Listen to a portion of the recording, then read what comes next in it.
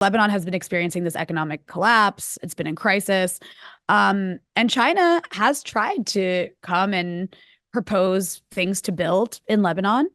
And every time a Chinese official would come and speak to the president's office and offer, hey, let's like do this project. We could build this. We could help with this power station.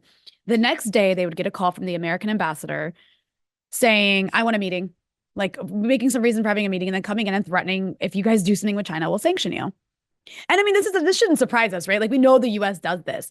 But ultimately, we know also if you read past like decade of what the US, maybe longer, of what the US says in its like national security papers from the Pentagon of what its like entire, rationale for how it operates in the world is China's first and foremost. It's all about, pivot to Asia. It's all about great power competition.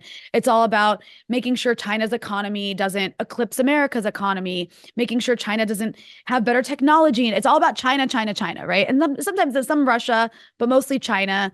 And if it's about Russia, it's also in the context of China. So that is what the US is most concerned about. So when we talk about what U.S. interests are in the Middle East, we also have to remember that the Middle East is actually West Asia, right? It's a part of Asia. It's on the like you can like land, you can go by land, right? Like through all of this continent of Asia. And so the U.S. wants to make sure that the Middle East stays subservient to the West. And to do that, you have to keep it cut off from China. And so that's a big part of this too. I mean, this is why, things like the Belt and Road Initiative, when it comes to the Middle East, the US is always trying to come up with alternatives. When it comes to BRICS, right? With Saudi Arabia joining BRICS, the US like immediately tried to create some alternative to that between like Egypt and Saudi Arabia. Like it's like the US is trying to keep the Middle East in the Western, in the European, in the US orbit, despite the fact that actually naturally it should have more economic ties to China. And so I think that's where, that plays into here as well as, the US maintaining hegemony over these regions that are close to China. And that actually has become a part of like its imposition on the region.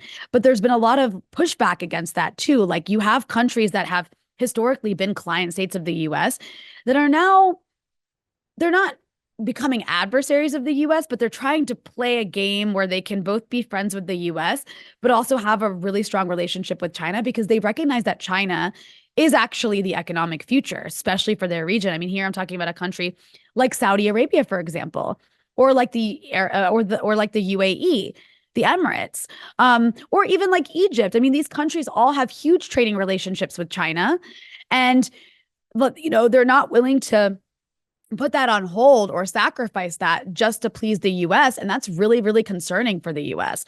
So part of like, a part of, I don't know, when you want to put the Gaza, I don't know if you can quite put the Gaza in the context of like great power competition with China, but part of the genocide in Gaza is to maintain this Israeli project as like America's police in the region because you have to control this region, and controlling this region has become even more important with the economic rise of China.